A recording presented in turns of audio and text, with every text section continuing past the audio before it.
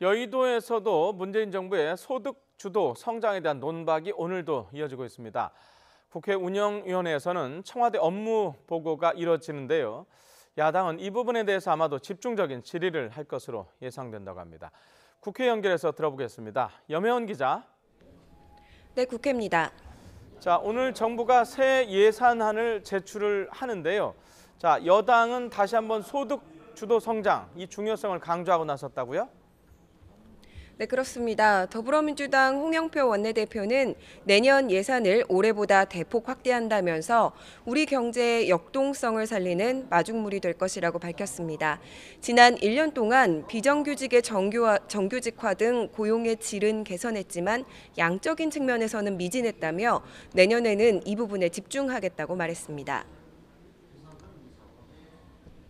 지속 성장할 수 있는 토대를 만드는 것은 재정 중독이 아니라 미래에 대한 투자입니다. 일시적인 경기 부양을 위해 관행적으로 대규모 예산을 토목 건설에 투입하는 것이 오히려 재정 중독이자 재정 남용입니다.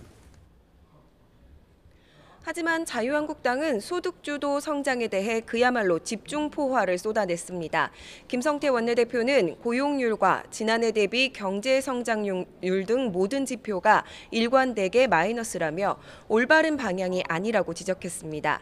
그러면서 방향이 틀렸으면 지금이라도 멈춰서서 방향을 트는 게 피해를 최소화하는 길이라고 말했습니다. 한마디로 대통령께서 손대는 곳마다 마이너스가 아닌 곳이 없는 진정한 마이너스의 손이 따로 없을 지경입니다. 이러고도 여전히 올바른 정책 기조로 가고 있다고 하실 것인지. 바른미래당은 문재인 정부가 통계 조작으로 국민의 눈을 가리려 한다고 비판했습니다. 김관영 원내대표는 1분기 가계 동향조사 표본에 대해 강신욱 신입 통계청장은 오류가 있다며 구성을 재검토하겠다고 하는데 김동연 경제부총리는 문제가 없다고 말했다며 누구의 말이 맞는 것인지 조사하라고 촉구했습니다.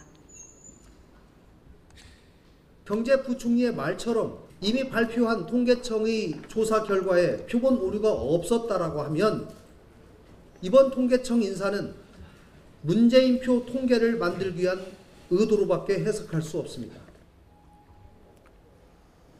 네, 그리고 오늘 국회 운영위원회 청와대 업무 보고가 있는데 이 자리에서도 당연히 이 소득 주도 성장에 대한 질의, 응답, 공방 계속될 것 같죠?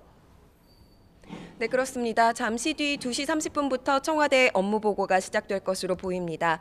임종석 대통령 비서실장과 장하성 정책실장, 정의용 안보실장 등이 참석하는데요. 오늘 현안 질의에서도 소득주도 성장의 실효성이 도마 위에 오를 것으로 보입니다. 임종석 비서실장과 장하성 정책실장에게 관련 질의가 집중될 것으로 보입니다. 앞서 전해드렸듯이 야당은 소득주도 성장과 재정 확대에 관해 상당히 비판적인 입장을 보이고 있어서 난항이 예상됩니다.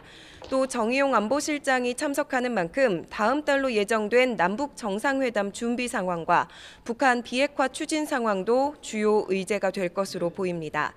또 최근 마크 폼페이오 미국 국무장관의 방북이 돌연 취소된 것과 관련해 남북, 북미 간 대화 진전에 대한 질의도 예상됩니다. 지금까지 국회에서 YTN 염혜원입니다.